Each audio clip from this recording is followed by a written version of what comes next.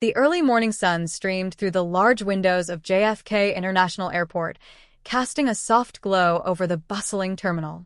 Lisa Cartwright adjusted her perfectly styled blonde hair and straightened her crisp uniform. Today's route was a familiar one, New York to Los Angeles. A long haul, but manageable. Her years of experience had made her a respected member of the crew, though her cold demeanor often left a different impression. As she walked to the gate, she noticed the first-class boarding line forming. Among the usual suits and designer luggage, one figure stood out, a tall, well-dressed black man in his mid-40s, casually leaning on a sleek carry-on. Lisa's eyes flicked over him briefly, her mind immediately questioning if he belonged. First class wasn't cheap, and it wasn't every day she saw someone like him there. She brushed off the thought, reminding herself to focus on the flight. Once on board, Lisa began her usual routine, ensuring everything was in perfect order. Her sharp eye caught Marcus Reynolds settling into his first-class seat, 1A, near the window. His tailored navy suit spoke of wealth, but something about him unsettled her. "Excuse me," Lisa said, her voice clipped as she stopped by his seat. "Can I see your ticket?" Marcus blinked, caught off guard. "Of course." He handed it to her, his expression calm and composed. She inspected the ticket unnecessarily long before nodding curtly. "Thank you," she said, returning it. "Just confirming." A faint smile tugged at Marcus's lips. "No problem." Lisa moved on, but her discomfort lingered. The plane took off smoothly, and the first-class cabin was soon in full swing. Lisa moved efficiently between passengers, her polished demeanor masking the tension bubbling beneath the surface. When Marcus signaled her for attention, she approached reluctantly. "Yes?" she asked, her tone colder than intended. "I was wondering if I could have a glass of water," Marcus said politely. Lisa paused, her eyes flicking briefly to the other passengers, as if questioning whether his request was valid. "I'll see what I can do," she said, turning sharply on her heel. She returned several minutes later with the water, placing it on his tray without a word. "Thank you," Marcus said, his tone steady, though his eyes searched hers for a hint of acknowledgement. There was none. The tension between them did not go unnoticed. A couple in 1B and 1C exchanged glances, whispering softly as Lisa moved away. Marcus caught their looks but ignored them, focusing instead on his tablet.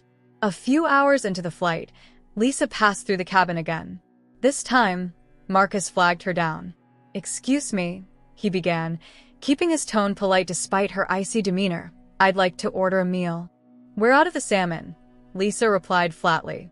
"I didn't ask for salmon," Marcus said, maintaining his composure. "I'll have the chicken, please." Lisa sighed audibly, jotting it down.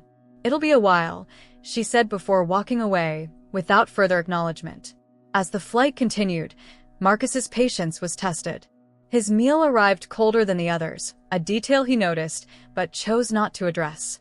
He saw Lisa smiling warmly at other passengers, bending over backward to accommodate their requests. But when he asked for a refill of his water, she hesitated again. "Are you sure you need another glass?" she asked, her tone bordering on accusatory. "Yes," Marcus replied evenly. She sighed and returned with the refill, setting it down harder than necessary. By now, whispers in the cabin had grown louder. A woman in 2A leaned toward Marcus. "I'm so sorry," she said softly. "I don't know what's wrong with her." Marcus smiled at her, his gratitude subtle but genuine. "It's all right," he said quietly. Lisa returned moments later, catching the end of their exchange. Her lips pressed into a thin line as she walked past them. Toward the end of the flight, the passengers in first class were relaxed, sipping wine or watching movies. But the tension between Lisa and Marcus hung thick in the air. When Marcus called for Lisa again, she approached reluctantly. "Yes, Mr. Reynolds?" she asked, her voice tight. "I noticed my dessert wasn't served," Marcus said, his tone polite but firm. Lisa pursed her lips. "We ran out." Marcus glanced at the cart, where several desserts sat untouched. He said nothing but allowed a pointed silence to linger between them. Lisa shifted uncomfortably before blurting out, "I don't make the rules, sir." "No," Marcus replied, his voice steady. But you enforce them selectively, it seems. The sharpness in his words caught her off guard. For the first time, a flicker of unease crossed her face. The plane landed smoothly at LAX, and passengers began gathering their belongings. As the first-class passengers waited to disembark, Marcus stood, fixing his suit jacket. He glanced at Lisa, who avoided his gaze. "Thank you for the flight," Marcus said, his voice carrying a weight she couldn't ignore. "You're welcome," Lisa replied curtly, already turning away. "Actually," Marcus continued, his tone shifting slightly, "I'd like to speak with you for a moment." Lisa hesitated, glancing around. "If this is about the service." "It is," Marcus interrupted, his voice calm but commanding. "And I think it's best we discuss it once we're off the plane." In the terminal, Marcus waited near the gate, his presence impossible to miss. Lisa approached reluctantly, her polished confidence faltering. "Mr. Reynolds, if this is about—" "Let me introduce myself properly," Marcus said, cutting her off. "My name is Marcus Reynolds. I'm the CEO of this airline." Lisa's eyes widened, her mouth opening slightly in shock. "I spent this flight observing the service," Marcus continued, his tone calm but sharp. "What I experienced was unacceptable, not just as a passenger, but as a leader of this company. The way you treated me was unprofessional and, frankly, discriminatory." "Sir, I didn't mean," Lisa stammered. "No excuses," Marcus said firmly. "It's not about what you meant. It's about how you acted. You represented this company, and you failed." Lisa's face burned with humiliation as nearby passengers, overhearing the exchange, cast curious glances. Marcus took a deep breath, letting the silence stretch. "I could fire you on the spot," he said plainly. "But that won't solve the problem. The problem is bigger than you, Miss Cartwright." Lisa blinked, unsure whether to feel relieved or more humiliated. "We'll discuss this further in a disciplinary meeting," Marcus continued, his voice steady. "But let me be clear. This behavior will not be tolerated in my airline. Ever." Lisa nodded stiffly, unable to muster a response. "Good day, Miss Cartwright," Marcus said, turning and walking away, leaving her standing frozen in the bustling terminal. The meeting room on the 14th floor of the airline's corporate headquarters in Los Angeles was sleek and modern, with expansive windows offering a view of the city's skyline. Lisa sat at one end of the long conference table, her normally confident posture slumped. She clutched her hands tightly in her lap, trying to mask the anxiety roiling in her stomach. At the other end sat Marcus Reynolds, flanked by two senior executives and a compliance officer. His expression was calm but unreadable, his tailored suit and composed demeanor exuding authority. Lisa had never felt so small. "Miss Cartwright," Marcus began, his voice measured, "do you understand why you're here?" She swallowed hard. "Yes, sir," she replied softly. "Please elaborate," he said, leaning forward slightly. Lisa hesitated, her cheeks burning. "Because of how I treated you on the flight. And what exactly about your treatment of me was problematic?" Marcus pressed, his tone devoid of anger, but carrying the weight of his position. Lisa shifted uncomfortably, her voice faltering. I was disrespectful." Marcus raised an eyebrow. "Disrespectful is an understatement. Let's be clear, your behavior was discriminatory and unprofessional. You made assumptions about me based on my appearance, ignored my requests, and treated me as though I didn't belong. Is that correct?" Lisa's breath caught, and she nodded reluctantly. "Yes, sir." One of the senior executives, a woman with sharp eyes and a firm tone, leaned in. "Ms. Cartwright, do you realize the impact this could have had on the company if Mr. Reynolds weren't who he is? What if it had been another passenger who experienced this treatment and went public with it?" "I didn't mean to cause harm," Lisa said quickly, desperation creeping into her voice. "No one ever means to," Marcus replied, his voice calm but unyielding. "Yet harm is caused. This isn't about intention, it's about impact. You embarrassed yourself, the crew, and the company." Lisa felt tears pricking at the corners of her eyes but fought to maintain composure. The compliance officer, who had been quietly observing, finally spoke. "Miss Cartwright, this is not the first time your behavior has been flagged. We've received prior reports about cold or dismissive conduct, though none quite as severe as this incident. Do you have an explanation for this pattern? Lisa's defenses rose instinctively. I work hard. I've been with this company for years. Sometimes, yes, I can be stern, but I thought I was doing what was necessary to keep things running smoothly. And do you think that's an excuse for the way you acted toward Mr. Reynolds? Marcus asked, his sharp gaze locking onto hers. Lisa shook her head, her voice barely above a whisper. No, sir. There was a pause as the room settled into silence. Marcus leaned back in his chair, studying her. Ms. Cartwright, he began, you're lucky that I don't believe in firing people as a first resort. It's too easy. And frankly, it wouldn't teach you anything. Lisa looked up, her expression a mixture of relief and confusion. Instead, Marcus continued, we're going to address this in a way that will benefit both you and the company. Starting immediately, you will be enrolled in mandatory training programs on diversity, inclusion, and customer service. These sessions won't just be a formality. I expect you to participate fully and reflect on what you learn. Lisa nodded quickly. Of course. I'll do whatever is required. Marcus's expression didn't soften. That's not all. You'll also be temporarily reassigned to coach class for 6 months. You'll gain first-hand experience serving every type of passenger, regardless of their background. Consider it a reality check. Lisa's mouth opened slightly in protest, but she caught herself and closed it. Do you have something to say, Miss Cartwright? Marcus asked. No, sir, she said, her voice tight. The senior executive spoke again, her tone brisk. Additionally, this incident will be documented in your employee record. It won't be a termination, but it will serve as a warning. Further infractions will result in immediate dismissal. I understand, Lisa said quietly. Marcus stood, signaling the end of the meeting. Lisa scrambled to her feet as well, feeling the weight of their judgment settle heavily on her shoulders. One more thing, Marcus said, pausing at the door. This isn't just about saving your job. It's about becoming a better person. I suggest you take that seriously. The walk back to her car felt like a mile. Lisa slumped into the driver's seat, her hands gripping the steering wheel. She replayed the meeting in her mind, each word hitting like a hammer. Her usual confidence was gone, replaced by a gnawing shame she couldn't shake. She stared at her reflection in the rearview mirror, barely recognizing the person looking back. How did it come to this? She wondered. Her phone buzzed with a notification, an email from HR detailing the mandatory training schedule. Lisa sighed deeply, knowing her life was about to change in ways she hadn't expected. The following week, Lisa walked into her first training session, held in a plain conference room with fluorescent lighting. A diverse group of employees filled the seats, chatting quietly as they waited for the facilitator to begin. Lisa chose a seat in the back, avoiding eye contact.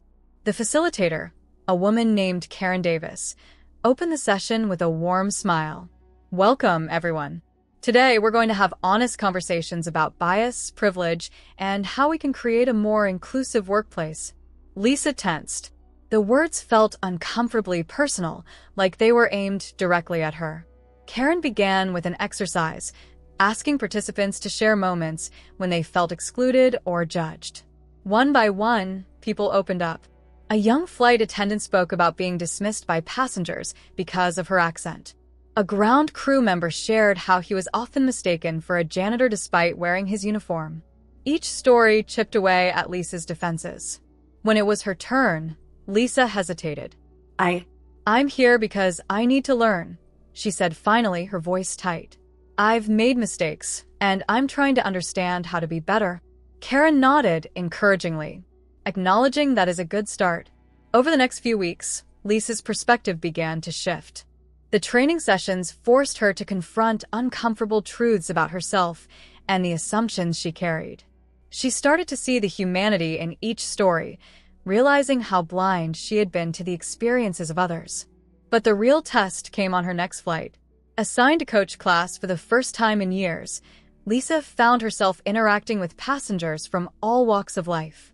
She met a young mother struggling to calm her crying baby, a college student nervously clutching his ticket, and an elderly couple traveling to see their first grandchild.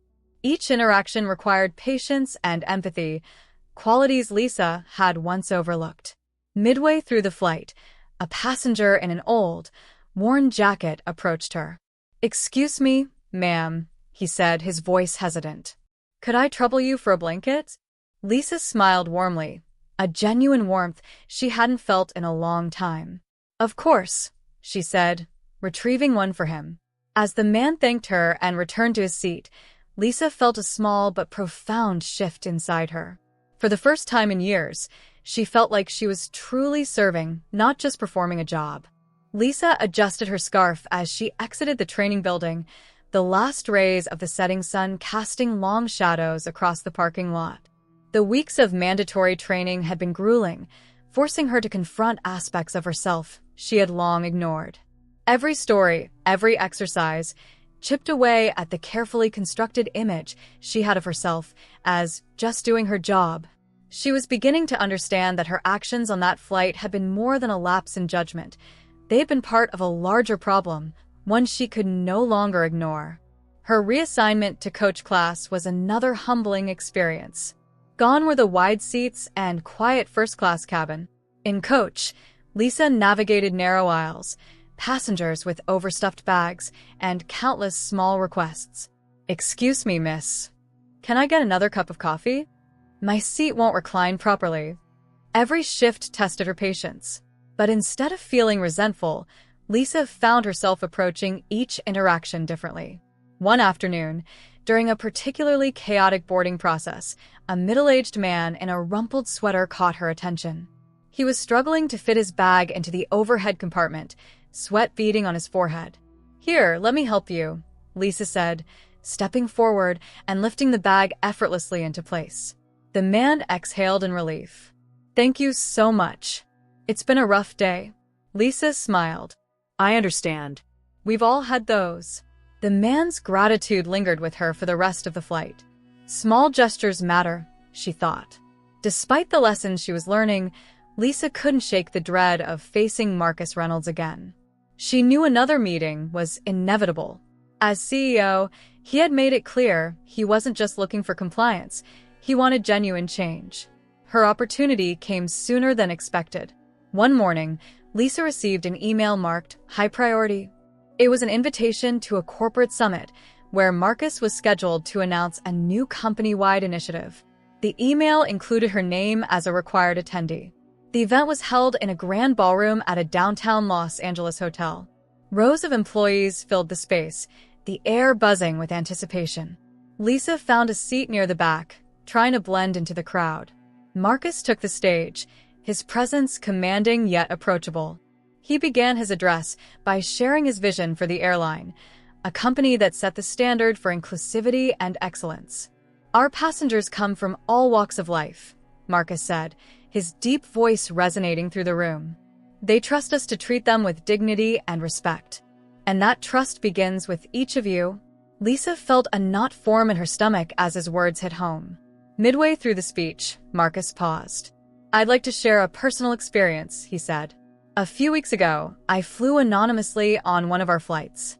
It was an opportunity to observe our service firsthand. What I experienced was eye-opening." The room fell silent. Lisa's heart pounded as she realized where this was going. "I encountered behavior that was unprofessional and, frankly, unacceptable," Marcus continued. "But instead of focusing on punishment, I chose a different path, one of education and growth." Lisa's cheeks burned as several heads turned, though Marcus hadn't named her. "This experience reminded me that no one is beyond learning," Marcus said, his gaze sweeping across the audience. "Change begins when we acknowledge our mistakes and commit to doing better." After the speech, attendees were invited to mingle and discuss the new initiatives. Lisa lingered near the back, unsure whether to approach Marcus. To her surprise, he came to her. "Miss Cartwright," Marcus said, extending a hand. "Thank you for coming." Lisa shook his hand, her voice shaky. "Thank you for inviting me, sir." "How have the trainings been?" he asked, his tone conversational but probing. "They've been challenging," Lisa admitted, "but also necessary. I've learned a lot." Marcus nodded. That's good to hear. Growth isn't easy, but it's worth it. Lisa hesitated before speaking again. I just want to say I'm sorry for how I treated you on that flight. It was wrong, and I see that now. Marcus studied her for a moment, then smiled faintly. Acknowledging it is the first step. What matters is what you do moving forward. The encounter left Lisa both humbled and motivated. Over the next few weeks, she poured herself into her work with renewed purpose. Her time in coach class became less about punishment and more about connection. She began keeping a journal, documenting moments that challenge her biases and assumptions. One entry read, "Today, I helped a passenger who didn't speak English. I could see her frustration and fear. Instead of brushing her off, I took the time to understand what she needed. The gratitude in her eyes reminded me why I chose this career in the first place." Months later, Lisa was summoned to another meeting with Marcus. This time, the tone was different. "I've been reviewing your progress," Marcus said as they sat across from each other. "Your supervisors have noted significant improvement. Passengers have even written compliments about you." Lisa's eyes widened. They have, Marcus confirmed, a hint of pride in his voice. "You've come a long way, Miss Cartwright." "Thank you, sir," Lisa said, her voice thick with emotion. Marcus leaned forward slightly. "But the work doesn't end here. The lessons you've learned, share them. Lead by example. Show others what change looks like." "I will," Lisa promised. As Lisa left the meeting, she felt a sense of purpose she hadn't experienced in years. She wasn't just an employee anymore. She was part of something bigger. Walking through the terminal, she noticed a passenger struggling with a heavy suitcase. Without hesitation, she stepped forward to help. "Thank you so much," the passenger said, smiling. Lisa smiled back. "It's my pleasure." For the first time, those words felt true. Lisa adjusted her crisp new uniform, which bore the subtle insignia of a senior flight attendant, a role she had earned after months of consistent improvement and glowing feedback. The reassignment to coach had ended, and her supervisors had deemed her ready to return to first class. But this time, things felt different. Lisa no longer approached her job with an air of detached efficiency. She saw it now as a privilege, a chance to serve people from every walk of life with respect and care. Today's flight, from Chicago to San Francisco, would test that resolve. As passengers boarded, Lisa greeted them warmly, making small talk and helping with luggage. "Good afternoon. Welcome aboard. Can I assist you with that?" Her smile was genuine, her tone inviting. Several passengers smiled back, visibly surprised by her enthusiasm. In first class, a young woman wearing headphones sat in 2A, oblivious to the commotion as an elderly man in 1C struggled with his oxygen tank. Lisa noticed immediately and stepped in. "Sir, let me help you with that," she said, crouching down to adjust the device. The man looked at her, gratitude etched into his wrinkled face. "Thank you, miss. It's been acting up all morning." "Not a problem at all," Lisa assured him, checking the tank carefully. She called over a ground crew member to confirm it was functioning correctly before securing it in place. As she rose, the man patted her hand. "You're very kind." "Thank you." Lisa smiled. "It's my pleasure." From her seat, the woman in 2A pulled off her headphones, watching the exchange with interest. Once the flight was airborne, Lisa moved through the cabin, offering drinks and snacks. She had just finished pouring champagne for a passenger when she noticed the woman in 2A signaling her. "Yes, ma'am?" Lisa asked, stepping closer. The woman hesitated, her gaze sharp. "You're different," she said bluntly. Lisa blinked, unsure how to respond. "I'm sorry. I've flown first class on this airline for years," the woman continued. "I've seen you before. You weren't like this back then."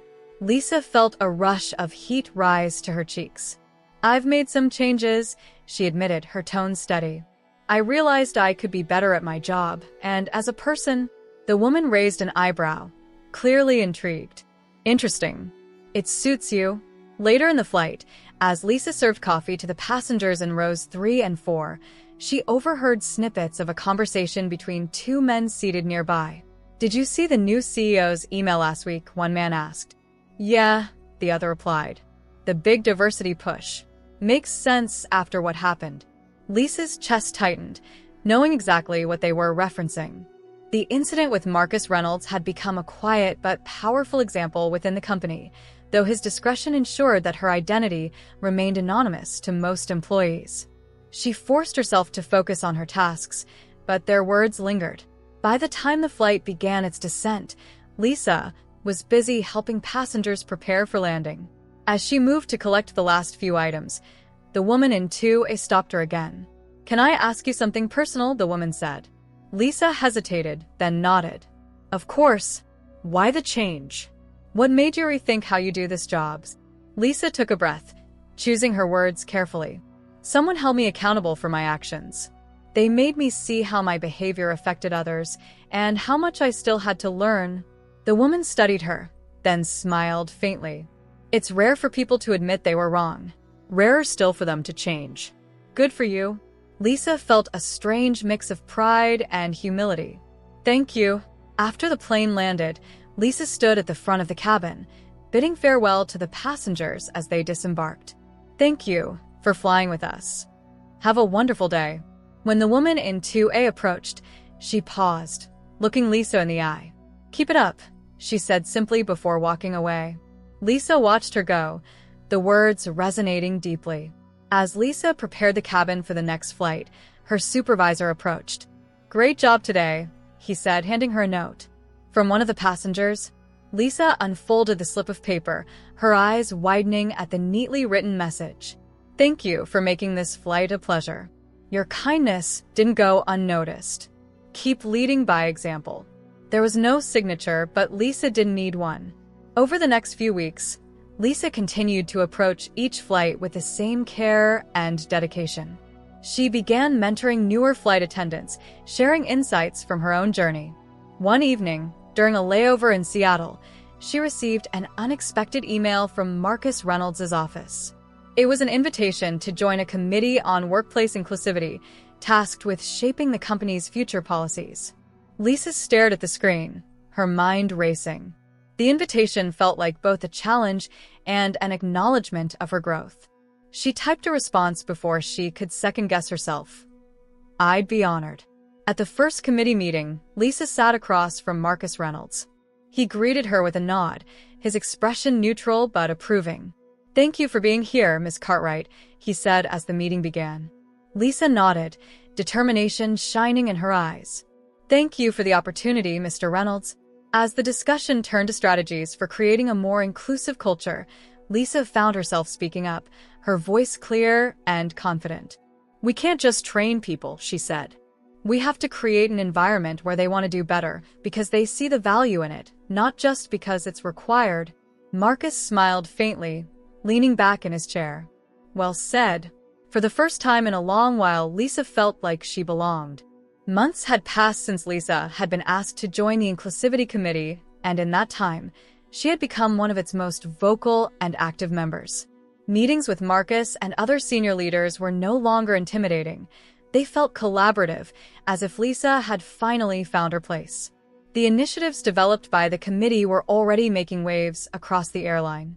New policies emphasized respect and empathy, while training programs became interactive and personal, designed to foster understanding rather than compliance.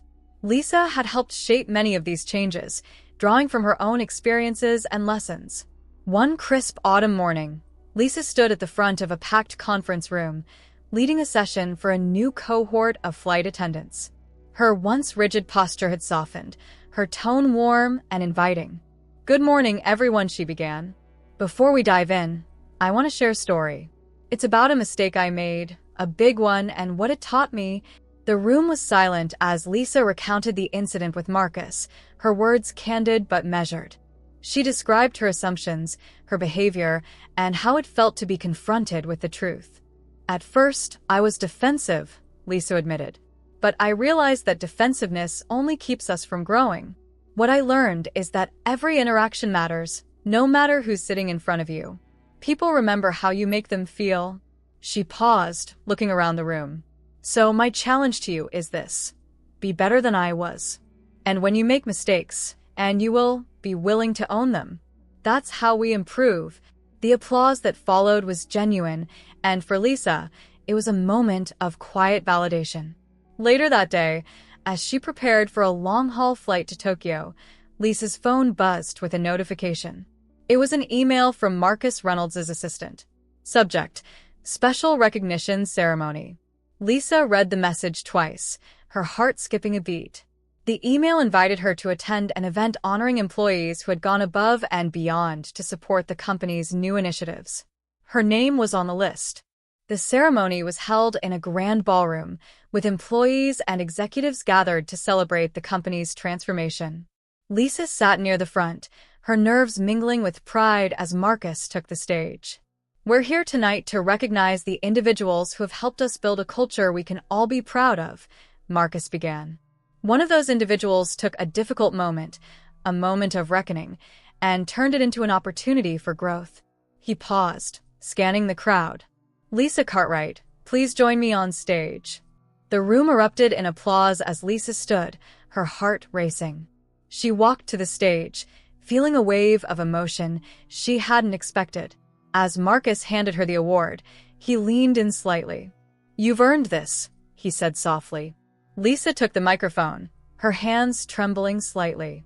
"Thank you," she began, her voice steadying as she spoke. "This journey has been one of the hardest of my life, but also one of the most rewarding. I'm grateful to work for a company that believes in second chances and in the power of change." She looked out at the audience. "I hope my story shows that no matter where you start, it's never too late to become better. Not just for yourself, but for everyone around you." The standing ovation that followed was overwhelming. That night, as Lisa boarded her flight to Tokyo, she felt a profound sense of peace. The journey she had embarked on months ago had transformed not only her career, but also her perspective on life. As she walked through the cabin, greeting passengers, a young woman in coach class stopped her. "Excuse me," the woman said hesitantly. "Are you the Lisa Cartwright they mentioned in the ceremony?" Lisa smiled, feeling a warmth spread through her. "Yes, I am." The woman beamed. "I just wanted to say, your story inspired me. It's people like you who make me believe things can change." Lisa's smile deepened. "Thank you. That means a lot." She moved on, her steps light. For the first time, Lisa felt not just like a flight attendant, but like a true leader. From that day forward, Lisa continued to mentor others, champion inclusivity, and lead with empathy. She became a symbol of the company's transformation, proof that even the hardest lessons could lead to meaningful change. Her journey wasn't perfect, but it was real. And as she soared above the clouds, Lisa knew that she had finally found her purpose, not just in the sky, but in the way she touched the lives around her.